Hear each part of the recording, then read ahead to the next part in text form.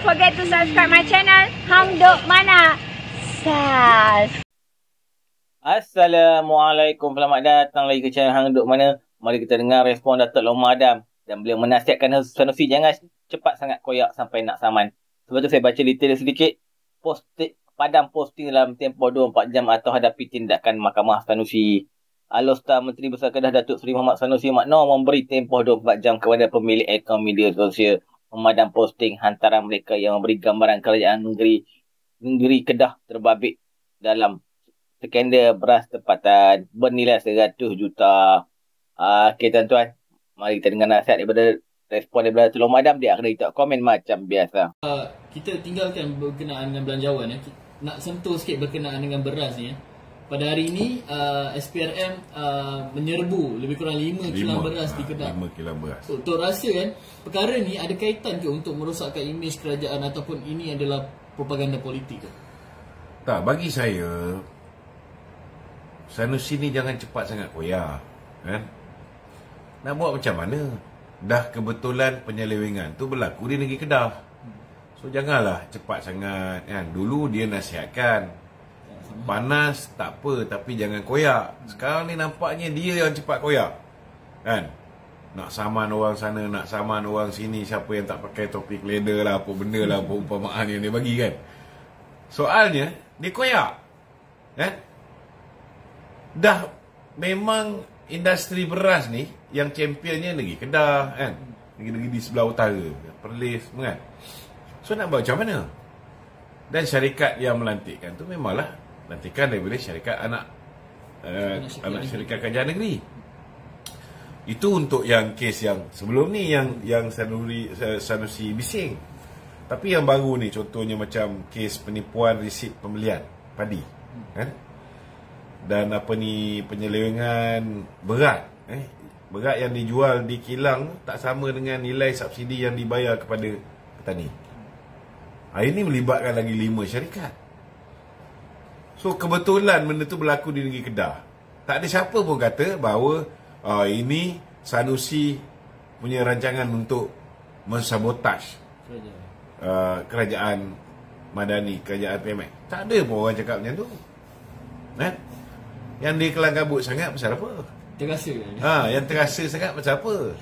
Orang yang terasa ni biasanya dia ada masalah. Betul tak? Relax lah dulu. Bagilah SPRM siasat. Baru siasat pun belum pun ada pegawai Sanusi yang ditangkap, kan? Macam REE tu ada, kan? Pegawai apa nama? MBI Corporation, Menteri Besar Incorporated, kan? Ada yang ditangkap. Okey, Dok, kalau kita cerita pasal beras ni mesti dia terkait rapat dengan Menteri Menteri Pertanian dan juga Keterjaminan Makanan, Dok, kan? Ada Datuk Seri Mak Sabu. Ada kepimpinan Perikatan Nasional ni mendesak ni supaya Mak Sabu meletakkan jawatan ni. Macam dia ni tak buat apa tu? Saya rasa Datuk Seri Mak Sabu ni antara orang yang paling rajin bekerja, kan? Kalau nak kata dia langsung tak buat apa, saya sukalah memetik apa yang diperkatakan oleh saudara Faiz Fazil. Banyak benda yang kita boleh ukur. Kita tak boleh ukur tu berdasarkan cakap-cakap kosong, sembang-sembang TikTok. Tak boleh.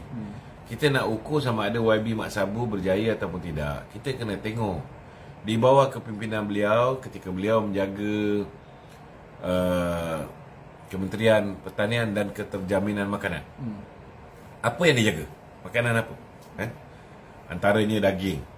Kalau kita tengok bulan Julai 2022, kadar inflasi untuk produk daging ni 12%.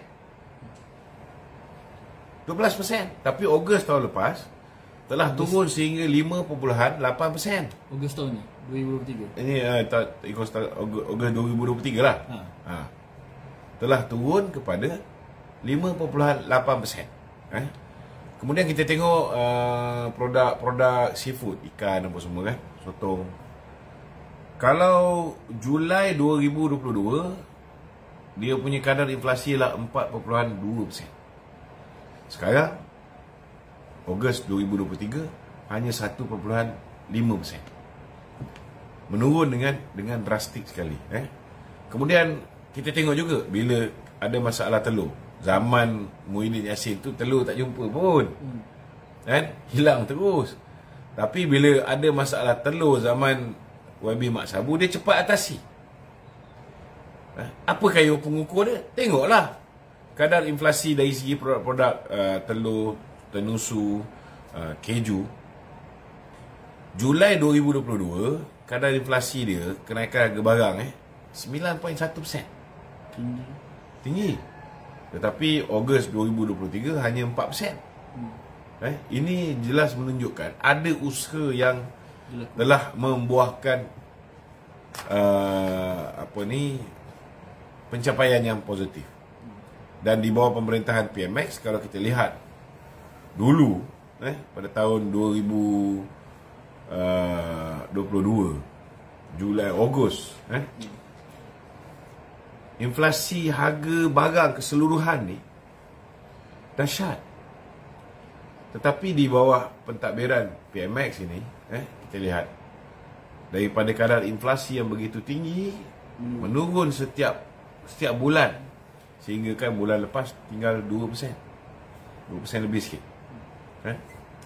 So bagi saya lah, kalau nak mengukur prestasi seseorang, kita tengok benda yang dia jaga tu, dia berjaya tak kurangkan kadar inflasi, dari segi penghasilan, produktiviti, berjaya tak ditingkatkan.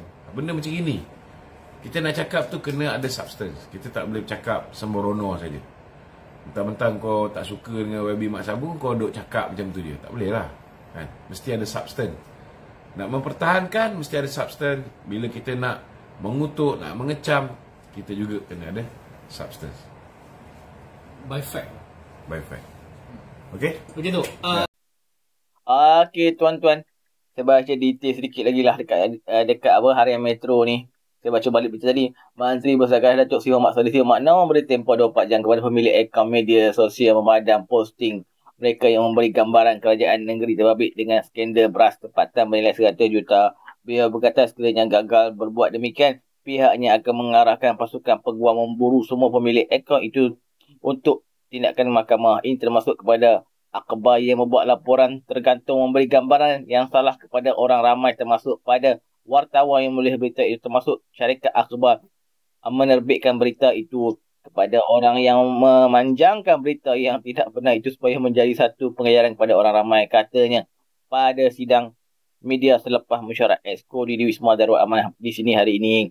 Kemarin media melaporkan Suruhanjaya Pengecegah Rasuah SPRM memulakan siasatan kepincangan dalam pengajaran beras negara selepas berjaya membongkar kegiatan penipuan pembekalan 28,000 tan beras bernilai 100 juta di Kedah. Difahamkan kegiatan penipuan di Kedah itu terbongkar apabila SPRM mengesan berlaku aktiviti mencurigakan dan berunsur rasuah membabitkan satu syarikat yang mendapat kontrak pembekalan beras daripada sebuah syarikat pertanian milik kerajaan negeri bernilai lebih 100 juta setahun, kira-kira 7 tahun lalu bagi pembekalan beras di semenanjung Malaysia. Mengulas lanjut, Muhammad Sulusi mendakwa sejak akhir-akhir ini berlaku kejerongan apabila berlaku kegagalan di peringkat agensi persekutuan dan kementerian, maka mereka akan mencari kambing hitam untuk diletakkan dalam kelemahan itu. Okey tuan-tuan, Sanusi tak sama dah siapa yang duduk panjang-panjang cerita pasal beras ni. Okey, mari terus menyokong kerajaan pemberantasan PMX. Assalamualaikum.